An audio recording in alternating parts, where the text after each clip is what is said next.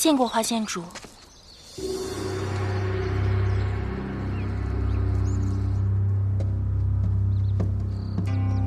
太子殿下，给您上茶。县主，不是生气了吗？殿下知道的，臣女素来是不能吃亏的。近几日为殿下奔波劳碌，至少要讨杯参茶才能走。来，给县主看茶。是。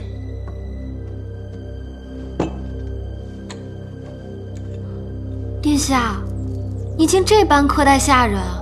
你看这位姐姐的手，指尖竟如此粗糙，而且竟连虎口也这般粗糙，跟臣女那常年提大刀的大哥都差不多了。来人！哎呀！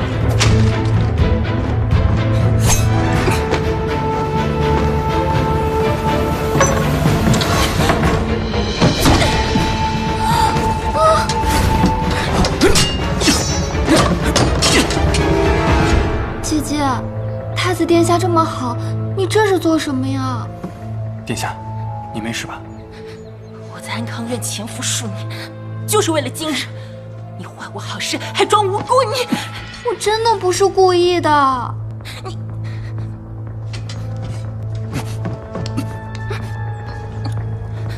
竟然在姑身边蛰伏数年，真是可以啊！你是趁着姑放走那2名金魄刺客，想嫁祸他们？你可知，这本就是姑的计策。将他押到大理寺，好好审问上方是谁。是。另外，将别院和东宫所有宫人重新审查，拉下去。是。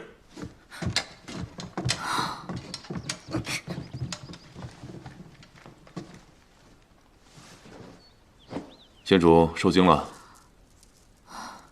这也太吓人了！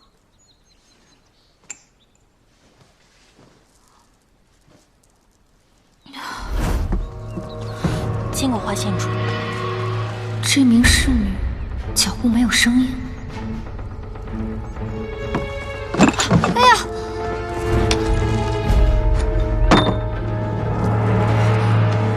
真是对不起啊，姐姐，是我不小心撞到你了。花县主小心。居然有武功在身，不好！方才还是应该谢谢花县主。红炉刺青是吧？行，姑答应你。花县主明日来太兴殿前，等姑的好消息。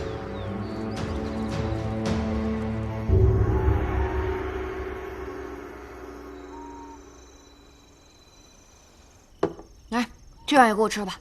我今天真的是要吓死了，我必须得多吃点，好好补补。你还说，今日你差点暴露了武功，你忘了当初是怎么答应花将军的吗？你懂什么呀？我那个是为了刻意讨好太子殿下，好让他答应和鹰王竞争。一趟趟的，我容易吗我？小姐，看着我的眼睛。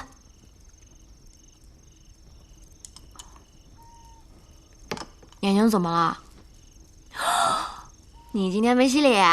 小姐，哎，好了，不闹了，我看看。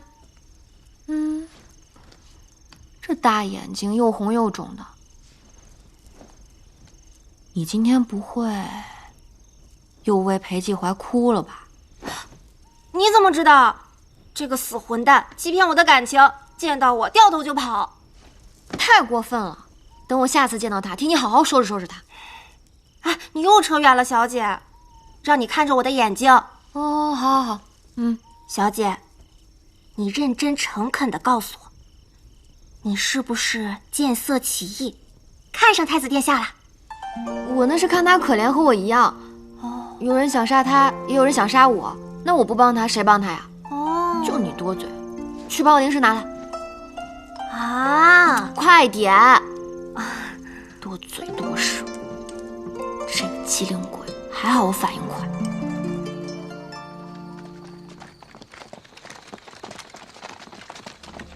走。殿下，这几个人我会带下去审查，但是为了安全起见，安康院的人是不是也应该如数全部换掉？包括东宫。是。殿下。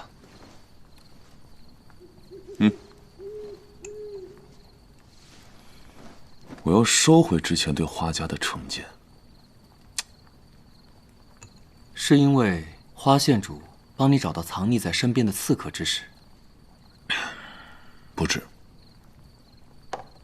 虽说花县主身上诸多疑点，又小聪明居多，还时不时装腔作势，可有一点是装不出来的。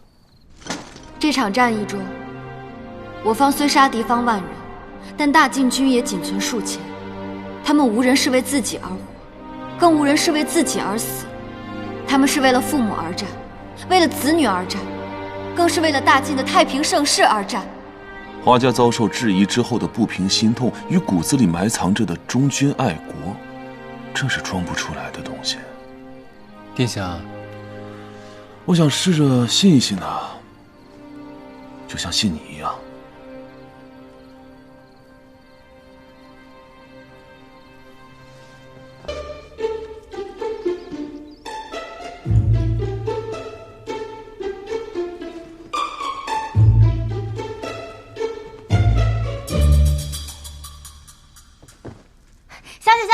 打听到了，打听到了。哎，小姐，你这是在干什么？练习啊。小姐，你能不能认真一点？我这还不够认真啊！我这可是为了实现我远大的梦想努力呢。哦，打听到什么啦？太后当年险些因妖妃祸乱丧命，自此落下病根，做事循规蹈矩，就连平日布料的摆放都有特别的要求。哦，对了，太后赏赐的布料，一来没有给旁人做过衣裳，二来连寿康宫以外的人都没看见过呢。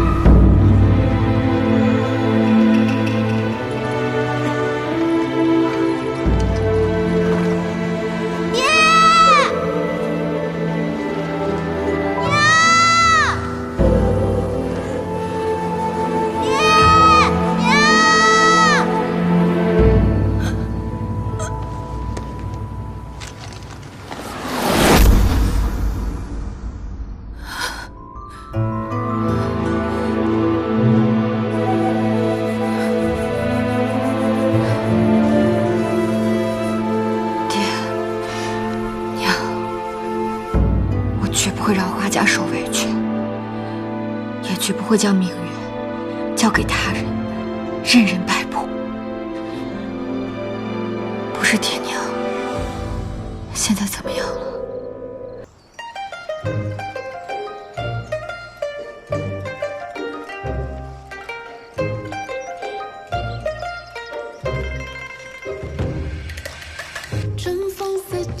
三皇子在这里画画，太子殿下为何站在这里？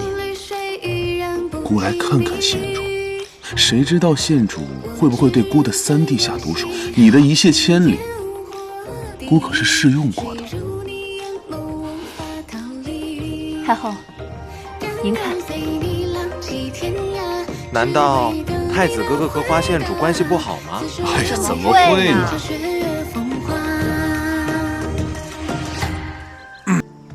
县主，你看，寿康宫的花都开了。都说人比花娇，太子殿下，你觉得是花更好看，还是琉璃更好看？既然县主都叫花琉璃，自然是县主更好看。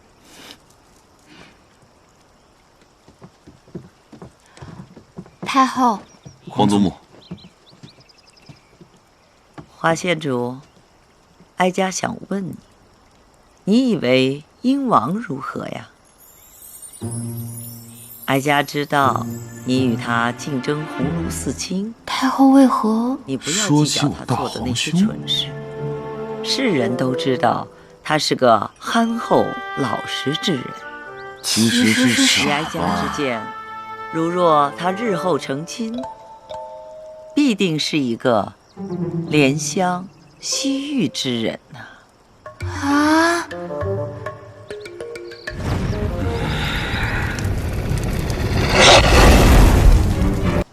你这画的是什么呀？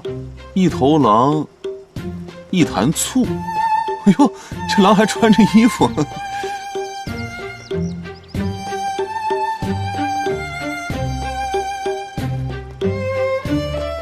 哦，三弟，长本事了。殿下，殿下，殿下！金破那几个傻刺客已经让我全部包抄完毕，关到了一块儿。现在你不要计较他做的那些蠢事，世人都知道他是个憨厚老实之人。以哀家之见，如若他日后成亲，必定是一个怜香惜玉之人呐。殿下，殿下，殿下！哦，你刚才说谁傻呢？刺客傻啊？刺客傻能当刺客？刺客傻能让姑和你在后面追那么久？最后还搞了套什么放长线钓大鱼，才能抓住这几个小毛贼？人傻吗？不傻，不傻。怎么又不傻了呢？不傻能被我们抓到？我傻行了吧？这殿下您今天怎么回事？发这么大脾气，突然？谁发脾气了？姑有发脾气吗？姑的格局有这么小吗？啊，没有，给我站上去！是。单脚站立，双手打开伸直，站稳了啊！拿着杆子，啊！我告诉你，今天要是他抓不到鱼，你就给我一直站着，站稳了。他别动。这怎么可能钓得上鱼啊？不是，哎呦，殿下，啊，殿下，殿下，你这里怎么还有棵柿子树啊？这棵柿子树，在姑很小的时候便已经种下了。那时候姑还小，因为生病，只能穿着厚厚的衣服躲在屋子里。母后见姑无聊，便让工人们抬了几个大盆进来与姑一起种树。后来移植到院子里不久，其他树都死了，只有这棵柿子树还活了下来。再后来，整个宫里就剩下姑一个人了。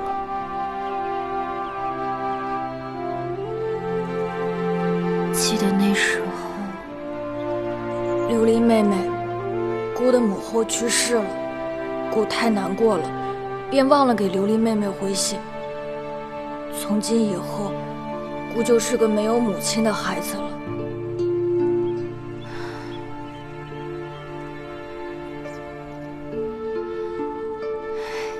殿下，这树的寓意多好呀！你往后余生定会事事如意的。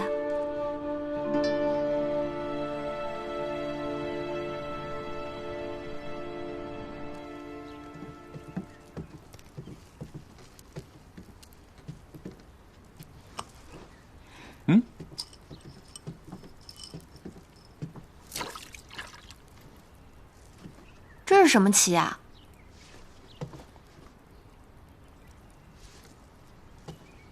细猫旗，县主会吗？姑教你。好啊。这怎么玩啊？对角线一动，看谁先走到底线。好。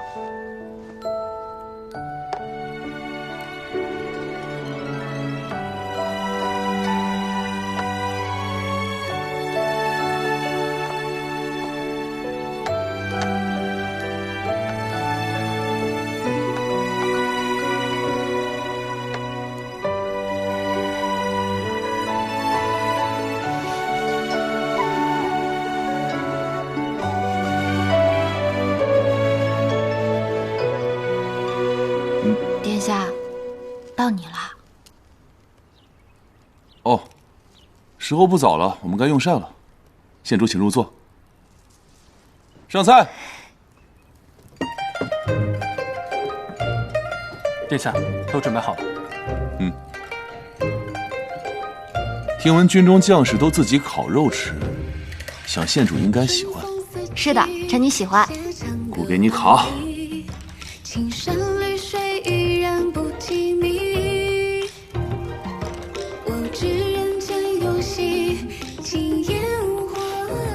殿下，这肉是要放在火上烤的。臣女来烤吧。还要边烤边刷油，而且要记得翻面哦。原来是这样啊。哦，姑学会了。县主还想吃什么？姑给你烤。臣女最喜欢吃的是冬瓜，冬瓜烤上以后会色成透明状，再撒上胡椒，味道极为甘美。冬瓜？哪个是冬瓜呀？是这个。哦，不如今天就由臣女为您烤吧，您好好享受便是。想吃猪肠吗？丸子。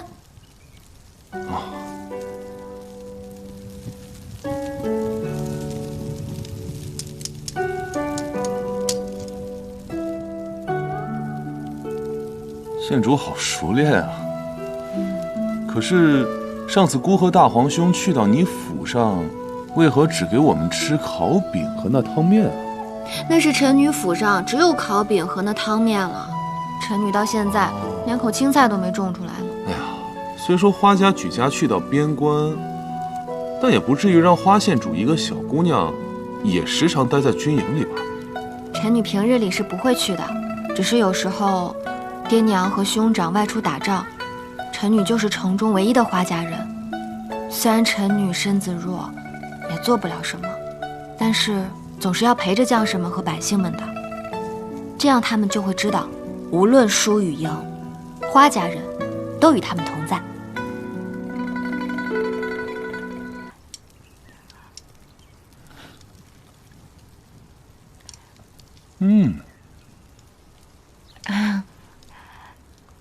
殿下，臣女是不是太能吃了？县主以后在姑面前啊，可以不用忌讳。对了，县主，姑有些礼物想给你看。县主，你看，当年县主送给姑的礼物。这些东西啊，姑都用八宝架装起来了。这些书信，姑都用箱子装好了。这就是你说的一泻千里，姑一不小心打开，确实拉了很多次肚子。还有这个，你说它叫雪苏山，可是姑拿到手之后，找来找去找不到山在哪里，而只有一个盒子。这雪苏山定是来的路上化掉了。化了？等有机会，臣女再给殿下做一次。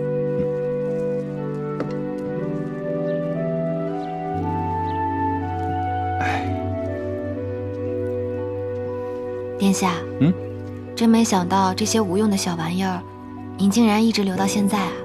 姑觉得很有趣啊。花县主做的流星锤却是这样的信，多可爱！殿下真的觉得可爱吗？可爱，巧思，能看出做这个物件的主人啊，十分有想法。姑当时收到这个物件的时候，找来找去找不到信件在哪里，结果打开机括。竟然就在这颗心里。那时候姑就在想，这颗心兴许代表的便是主人的心。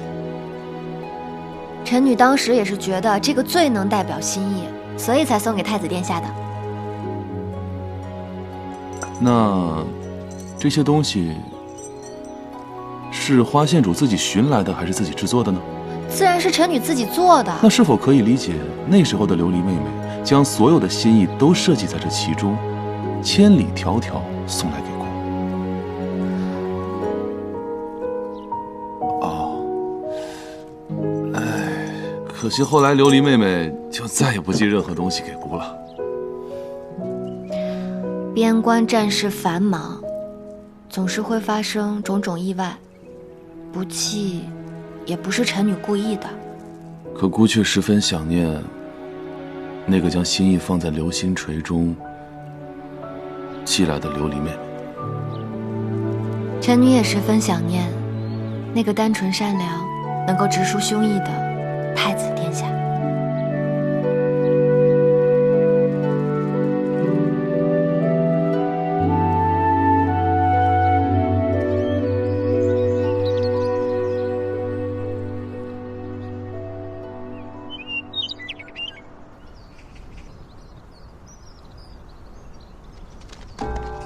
动作快一些，今日可是祭天大典，出了差错，你们谁也担当不起，听见了没？是。你们两个去这边。是。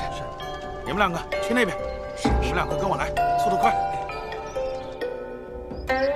太后说，您是从我们寿康宫出去的，代表的是咱们寿康宫的颜面。衣裳嘛，太后为您选了。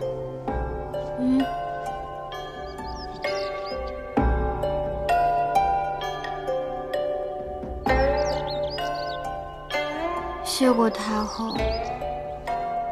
今天祭天大典开始以后，更衣会非常不方便，您啊一定要少饮水。琉璃记住了。太后还说了，虽然是祭天大典，但是花县主体弱，要做好准备。请您拿上这些，以备不时之需。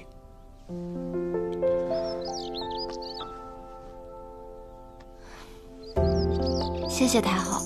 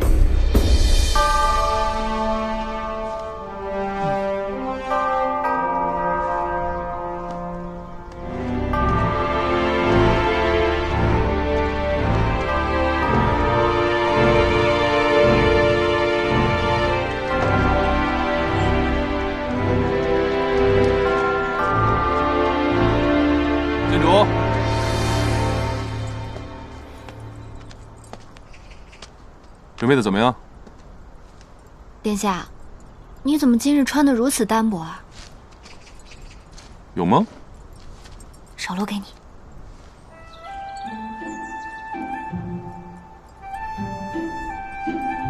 我要先去了。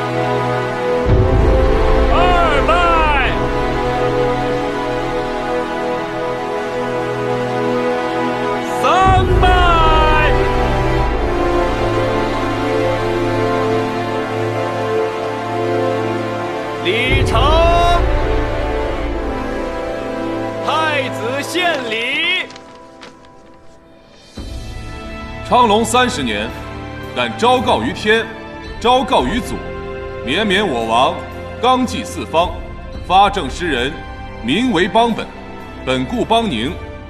吾将为天嘉明郡主，太子殿下正经起来，还挺像回事儿。朝朝日月，天地可见。难道郡主觉得这毒气闻的应当是英王殿下？你能不能安静点？庶物群生，各得其所，弥金奢谷。唯与一人某敬拜皇天之护，勃勃之土，承天之神，心甘风雨，数会百物，莫不冒者。既安且宁，敬拜下土之灵，为帝祭天立旗，垂铜又怎么了？百王相承，吃不吃奶片？万世永赖，心诚祖训，四我不吃。邻邦，好吧。命西田，还京临夏，为万世开太平，公化之隆，为国为民尽心尽责。陛下，哀家想与英王、花县主说上几句。宣英王、花县主上前。既然你都上前了，把奶片给我。不给。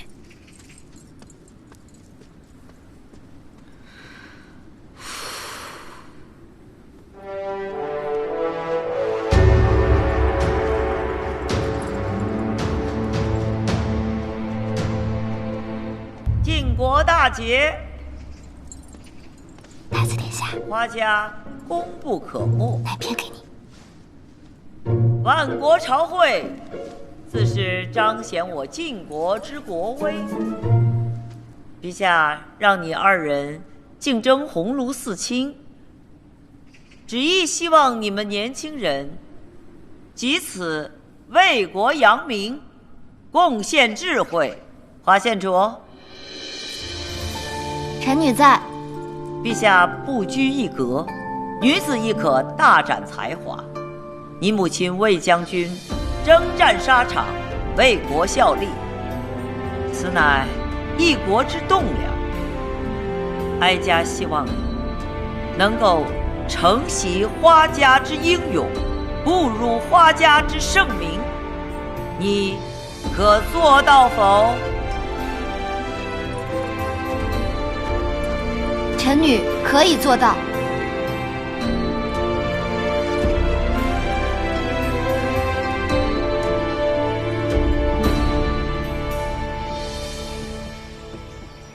见过花县主。端景姑姑，太后说这些衣裳是您穿过的，留在这儿也没有什么用，请您都带回去。还有，太后为您准备了一些她年轻的时候就喜欢的小玩意儿，说现在也不合适了，也请您带回去。太后一大早让下官做了一些小零食、小点心。太后说，花县主好像喜欢吃这些零食跟点心，寿康宫也没有人爱吃，就让她带回去吧。所有的一切我都给您放在马车上了。多谢端景姑姑。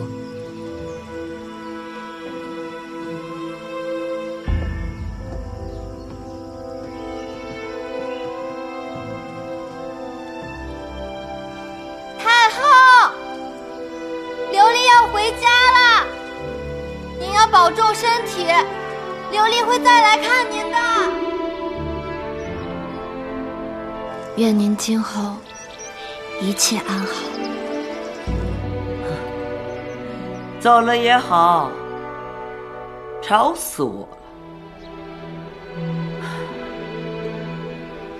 哦，太后，我怕是感染了风寒。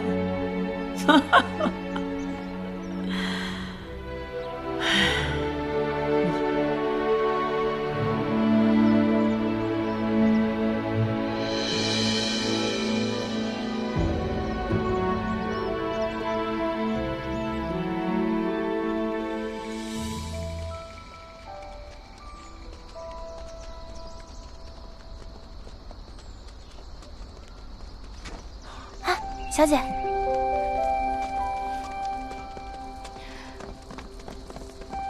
三皇子，您是在这里等？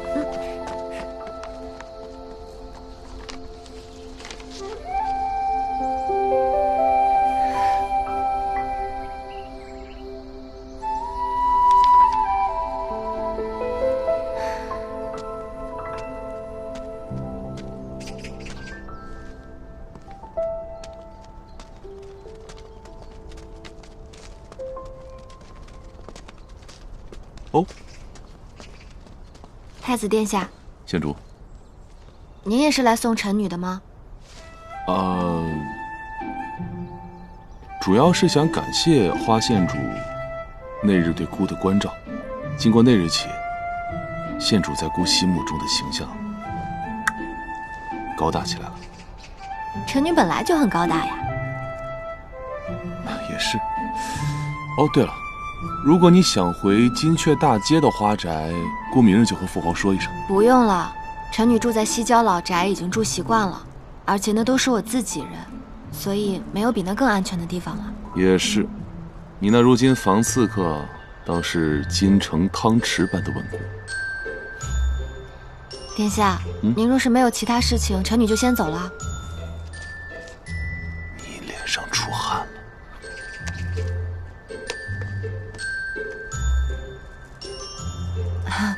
太子殿下，您也别多想，臣女就是洗白。个人喜好，姑不干涉。那，臣女就先走了。哦，谢谢。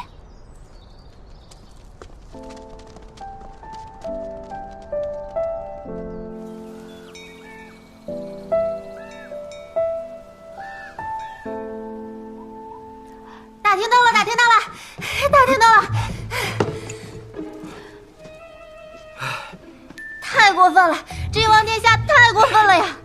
大惊小怪的，我被囚禁在寿康宫中，他本来就有大把时间可以宣扬自己的主张。再说了，以花家在百姓心中的位置，就算他抢先一步，又有什么影响啊？才没有呢！啊，看到没有？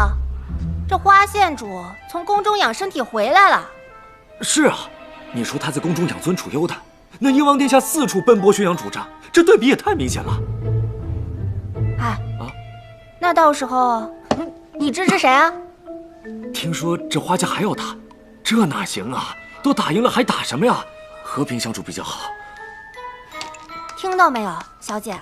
这燕王殿下还说啊，让边关打仗的人全部都回来，阖家团圆。我竟然都被他感动了呀，小姐！这燕王殿下竟然能有这般觉悟。燕王背后所有的文官都支持扳倒花家，他有这样的行径，我觉得很正常。但是是输是赢还说不准呢。陛下明日才下考题，我们还是有机会的。花县主呢？正在殿外。宣。宣花县主上殿。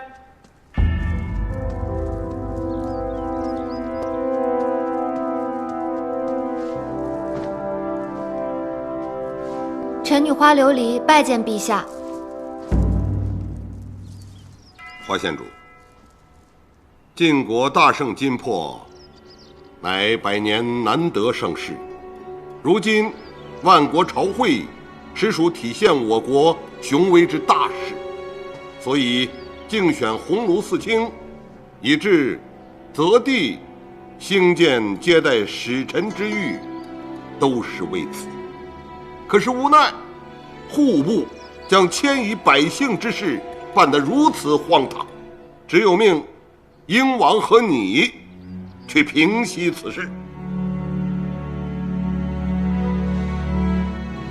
父皇，那原本考题之事呢？也可以将此事作为考题嘛。好，你们就好好完成吧。儿臣定能办好此事。臣女定当尽心竭力。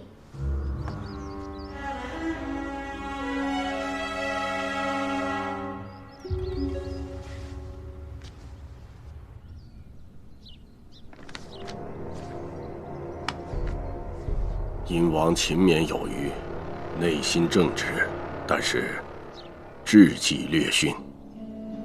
既然如此，那你便帮衬些殷王。是，老师。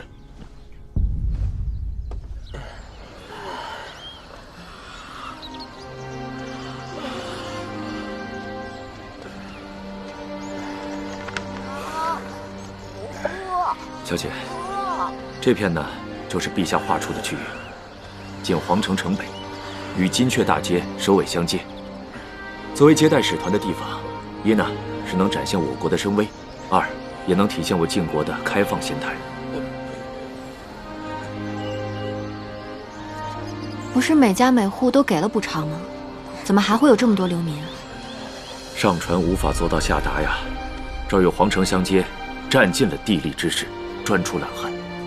即便是给了3倍的银两，不告诉他们未来的去处，他们如何肯搬呢？走，我们去看看。好。元素啊，朕让你来是帮朕治理政务的，不是让你在那儿喝茶偷懒的。父皇，您还很年轻，此话何意啊？所以您别指望儿臣，儿臣还小。小什么小？你闲着没事帮朕看看奏折，提提意见。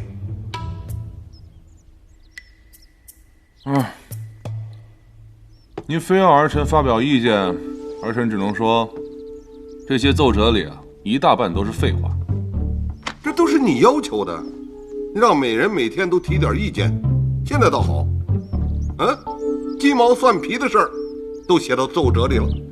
虽说整个大晋在您的治理下变得繁荣昌盛，不可能每天都发生大事，但这些人呢，连拍龙屁的折子都写得寡淡无趣，那就是能力问题了。行了，你既然不想看，走吧，别在这碍眼了。那行吧，那儿臣去监察一下大皇兄与花县主。等等，父皇还有什么安排？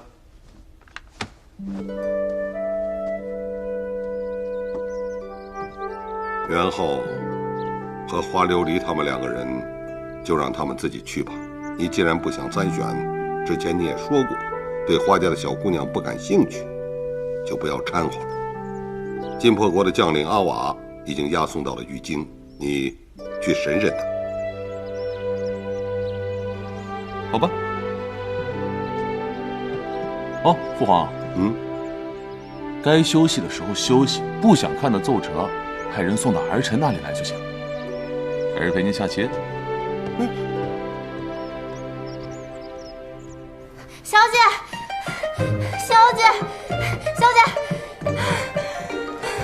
又怎么了？我听说，听说什么啦？我听说阿瓦已经被押到玉京，这说明万国朝会就要开始了呀。是啊。鹰王那破棚子排队的人还特别多，一听说是免费领证啊，不是流民都过来排队，阵仗老大了，个个对鹰王交口称赞。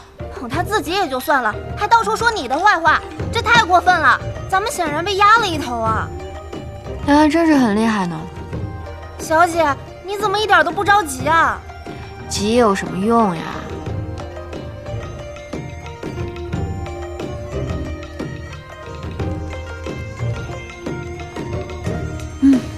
好了。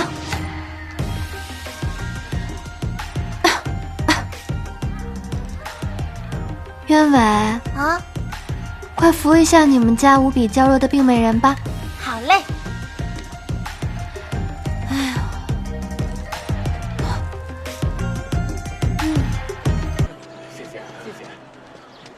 哎呀，小姐啊，你身体这么不好，还非要亲自出来慰问大家呢。殿下，我听闻大家最近过得都不是很顺心，自然要亲自过来看看了。花县主来看我们了，大家看呐！谢谢花县主。没看着，刚才我们聊半天天了，特别关心我们的生活。哎，有没有地方给我们家小姐坐一下？鹰王殿下，借你的位置休息片刻，应该不介意吧？还是谢谢，真是大好人。走。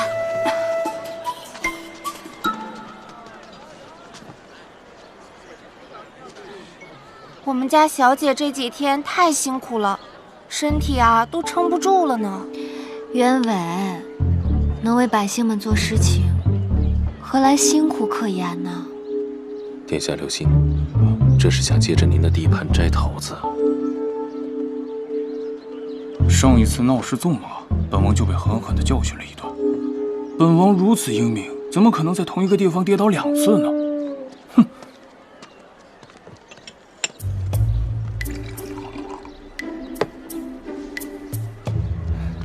花县主，要不要先喝一碗水啊？哎呀，多谢鹰王殿下了。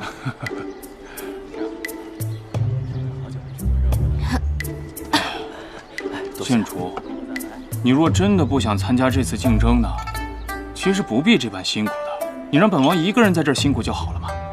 你呢，身体不好，就算偷个懒，大家也不会说什么。你觉得本王说的可对？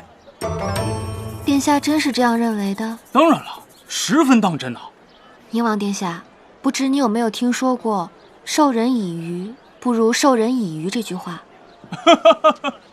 哎，出自《淮南子·税林训》，西汉刘安所作的兵书，原文是这样写的：临河而献鱼，不如归家之往。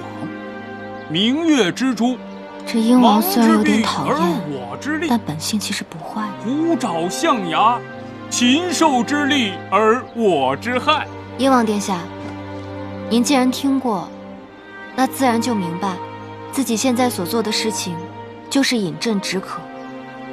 您在这里为百姓施粥，那原本勤劳的百姓知道这里可以免费领取到食物，又怎会去辛苦的做活呢？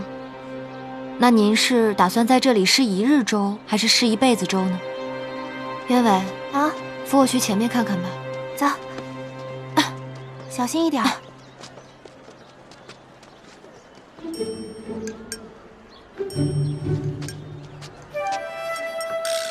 什么意思啊？看到了没有？那个顺安公主和田尚书一样，都是在争夺未来谁是这家的主人。饮鸩止渴，这些就是他们烦恼的原因啊。回殿下，确实如此。很多农户之前距离皇城市集比较近，生意还是不错的。臣以为，如果殿下真的想授人以渔的话，确实需要想些办法来帮助他们。有道理啊！一会儿你吩咐下画师，都给本王好好画，画得越好，奖赏越大。当然。春风四季，写长歌万里，情深泪水依然不提迷。这阿瓦在大理寺狱中也待了些日子，该拿出来提审了。殿下，你要是不提的话，有件事我还真忘了跟你说了。说，金破国的那些刺客，兴许觉得花县主可以救他们，就连阿瓦从关进牢房那日起，一直到今天，天天都在叫嚣着要见花县主。想见他？对啊，这不就坐实了花县主与金破国私下勾连之事？大理寺，跪下！不跪，跪下！就你们这种态度，还能与我们金破国好好和谈吗？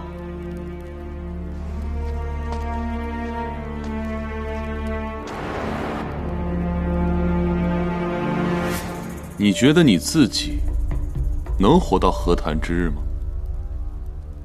哼！阿瓦将军可能有所不知，本太子从来不会管别人是怎么想，只管自己想怎么做。你日日在牢里大骂花琉璃，是为何？我骂他，那是因为我着了他的道，但是他也同时着了我们二皇子的道。什么意思？把舌头捋直一点，说清楚。就是那小骗子捉了我们二皇子的美人计，哎，要不然我们二皇子就被你们抓到这里来了。美人计，还真像是花琉璃能做出来的事。那个姓花的呀，特别喜欢我们家二皇子，喜欢的是日日夸赞，赞不绝口。但他不知道啊，这是我们二皇子做的忍辱负重的选择。那小娘们现在一定气死了，他原本想抓我们二皇子，哎，居然把我给抓来了。金破国已然是战败之国，阿瓦将军更是战败之将，何来勇气去编排我国战胜将军的女儿？信不信我现在就砍了你的脑袋？你砍我什么？来，让你看一下什么是金破国的英勇。阿瓦将军，你应该还不知道一件事吧？什么事？你和你牢房旁边的那5名刺客，实则是一个主子。来人，将阿瓦将军带回牢房，一应饭食减半，同时请太学老师来好好教导一下阿瓦将军。败军之将，该如何谨言慎行。哎，你为什么教我范式？我有什么好学的？范式不能简单，我不学。哎，你给我放下来，我要跟他好好练。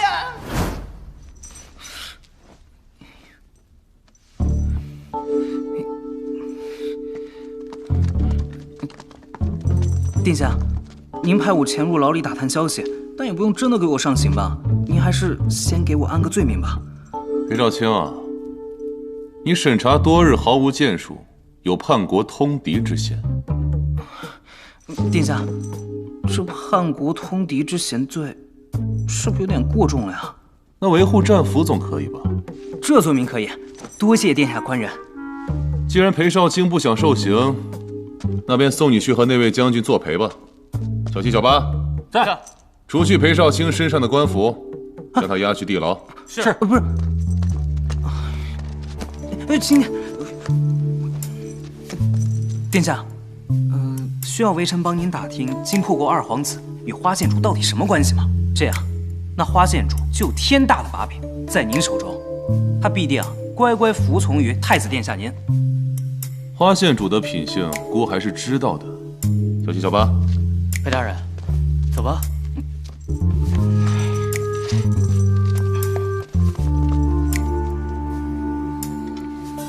金破国二皇子贺远亭真的想杀花县主？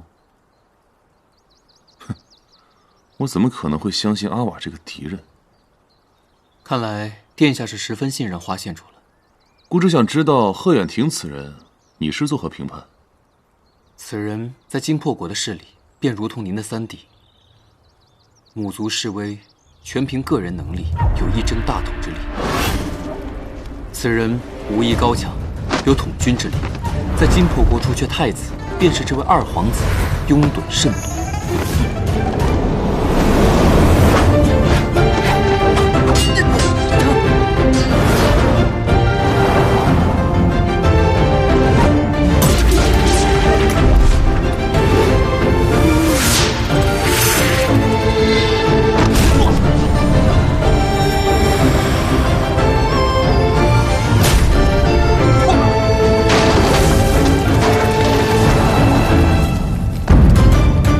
阿瓦被擒后，贺远亭在国内的声势便大不如前。后来，据说游历各国去了。所以当初你的情报也不算错，花家军擒到阿瓦，却让贺远亭跑了。可这到底是美男计呢，还是美人计？小姐，你不是说你跟太子殿下的关系已经变好了吗？怎么晾了我们这么久啊？到底能借到吗？借一下试试喽，实在不行的话，我就去找谁啊？你跟那么多人都结了怨了，谁还愿意借给我们？怎么说话呢？我和加冕郡主关系就很好呀。是吗？花县主稍后，殿下刚回来，要先沐浴更衣，再来见您。看见没？这已经是需要沐浴更衣才能见面的交情了。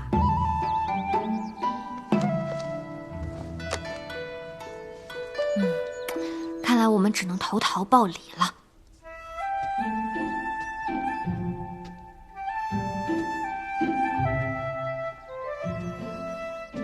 殿下，颜色太过浅了。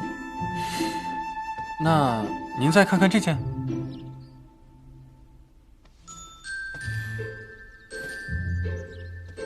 太过隆重。殿下，这件。稍许有点稚嫩。那您看这件。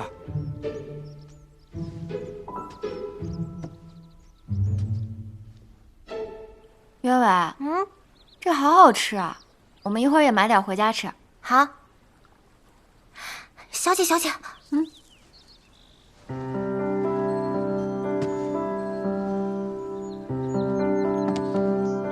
太子殿下，可真……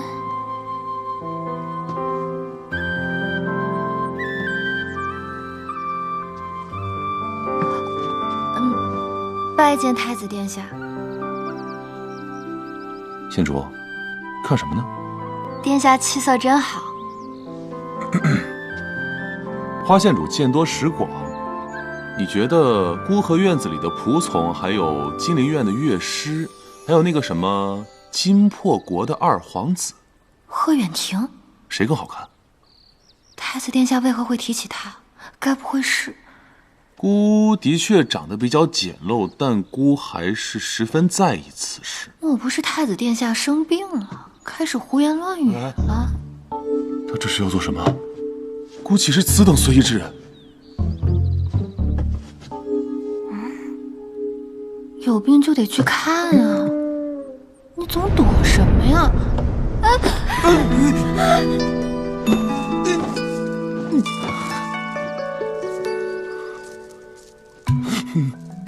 殿下，你这手是做什么？你防备我啊？孤不是这个意思啊。那你是什么意思？小姐，你们好了没有啊？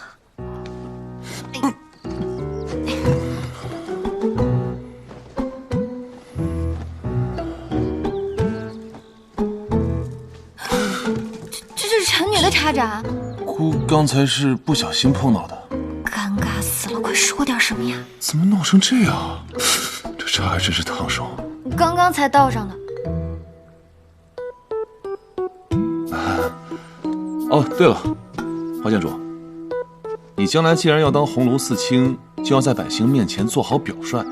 你和英王殿下如今好歹是对手，无事还是不见。臣女没想和英王殿下多见面。那就好。哦，至于金陵院这个地方，也还是不去为妙。为何？臣女听说朝中很多文武大臣都非常喜欢去呢。那太子殿下呢？孤从来不去金陵院。不是，臣女是问，那琉璃还能见太子殿下吗？你是孤推选之人，自然要站在孤这一边。孤为何不见你？那我就放心了，琉璃答应太子殿下。既然殿下都说琉璃是殿下这方的人，那琉璃今日就来找殿下帮忙了。什么忙？小事儿，借些银钱。借多少？怎么？你真不信孤没钱啊？所以殿下之前财大气粗的模样都是装出来的喽。这些年孤都将银两作为其他用处。好吧。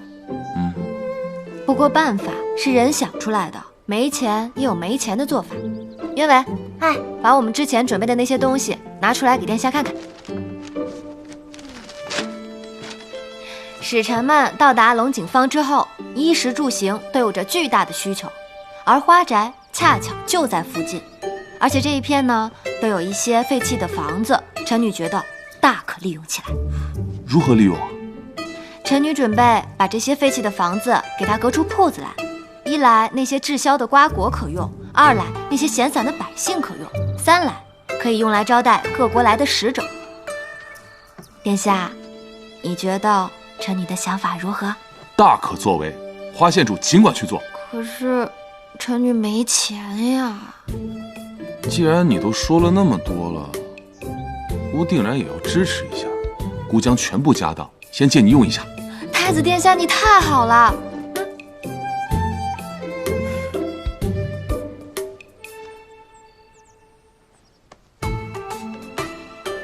怎么比我还穷啊？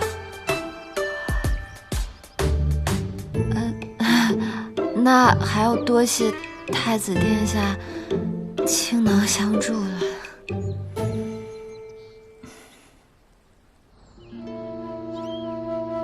英王殿下，不知你有没有听说过“授人以鱼，不如授人以渔”这句话？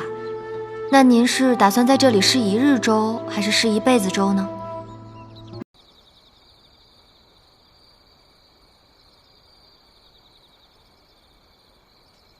怎么样，花琉璃？这下傻眼了吧？本想是问嘉敏郡主借些钱开个铺子，没想到郡主竟然自己把铺子开到了西郊来，真没想到我们还能这么心有灵犀啊！本郡主是帮燕王殿下，你等着哭吧你。那还真是要请嘉敏郡主千万要手下留情啊！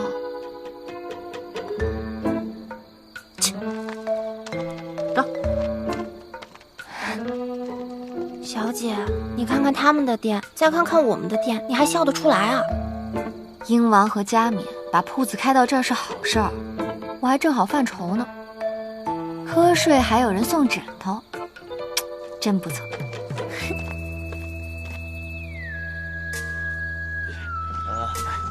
好，空姐啊！哎，好嘞。来，给你，放这儿吧。小心啊！好。上到这个地方。哎呀！哎，又一小姐，痛死我了！夫子呀，这不是狗尾巴还是鸳鸯什么的？哎，你赶紧把这些拿去各地发了，得让他们知道咱们店铺开张的具体时间。西郊这么远，没人来可怎么办？不是还有嘉敏郡主他们的店吗？他们的店选在这个地方开，不也一样远？赶紧去，赶紧去，待会儿小姐又要骂我。哦，好嘞，好嘞。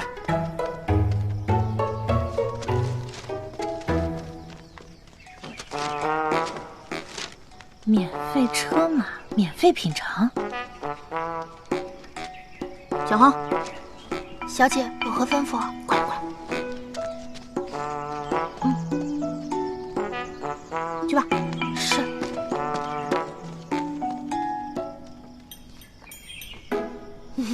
招供了，招供了啊！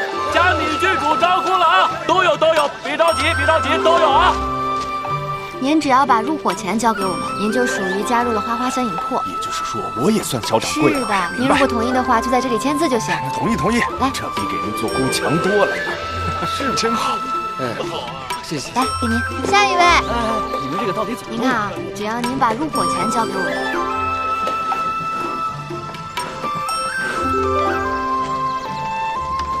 我嘉敏郡主用的东西，大到桌椅板凳，小到茶杯，都必须是最上等的，听懂了吗？听懂了。还不快去！是。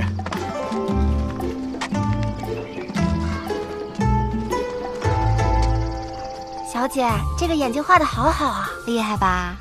太好了，等下这旗子就能挂上了。我觉得这里还可以加点颜色，可爱。来瞧一瞧，看一看了啊！5日之后，免费乘坐马车前往西郊的群英14。对，免费品尝。哎，你看掉了。免费乘坐马车前往西郊的群英14。西郊群英14，这什么呀？这是对，免费品尝。你拿好了啊！反正都一起了，一起去吧，免费品尝。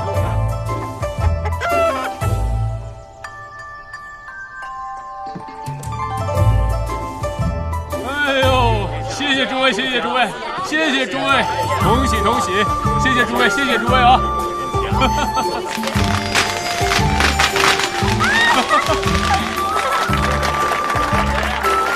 谢谢诸位。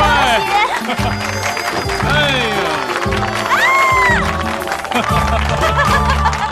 本王这个名字起得怎么样？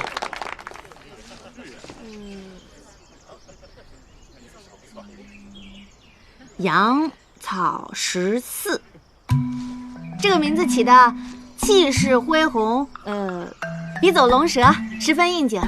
郡主啊，本王起的是群英14。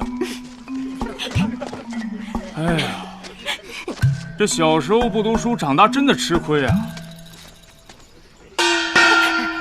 本王宣布啊，即日起，群英14正式开张。哎，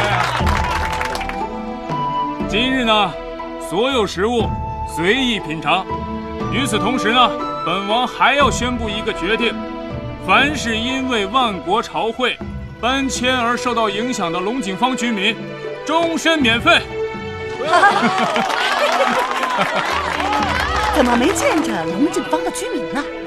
我现在都想投胎到龙井坊去了。嘉敏郡主啊，这个人情呢，算本王欠你的，以后呢，双倍还给你。但凡铺子有损益呢，也都算在本王头上。我不过是借英王殿下的名头敲打花琉璃罢了，你别多想啊。本王多想什么了？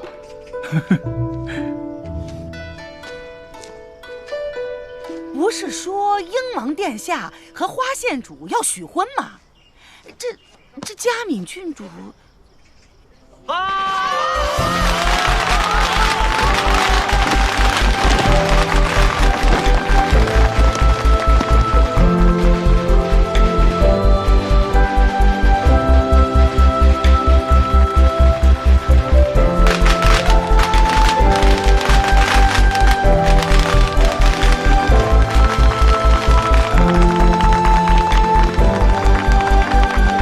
宋大哥，快点！来，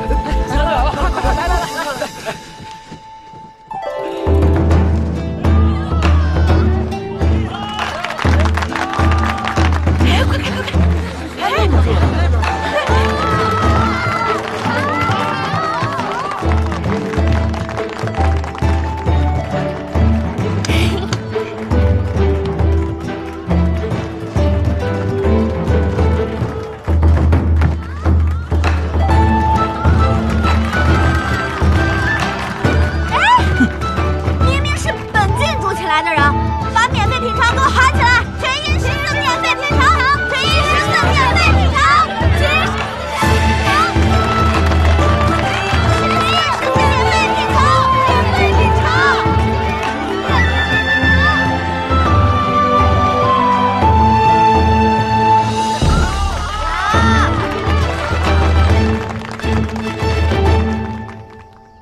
大家免费品尝后，就来花家的香饮铺子品尝香饮吧。是免费的吗？是免费的吗？不免费。啊，不是免费。虽然不是免费，但是今日呢另有活动。是吗？这葫芦不但便于携带，而且内有乾坤。乾坤？大家请看这儿。怎么样？郡主，现在只有这些了。我知道了。有需要您再叫我。香饮不能带进来。这以前没说呀。想免费就别废话。好吧，那就寄存在你这儿。来，尝。花琉璃在葫芦上刻字干什么？有人葫芦上刻着称吗？有，常在这儿。快走！不是，花琉璃在搞什么？怎么样？他想的比那话本里说的还周全呢。他在每一个那个葫芦杯上都刻了字，而且还封了一层蜡在卖。那买下来的人呢，就可以组成不同的成语。就譬如说刚刚那个昌字吧，大概是能组成昌隆永盛。这样的话呢，就可以去兑换一个边关的陶瓷娃娃。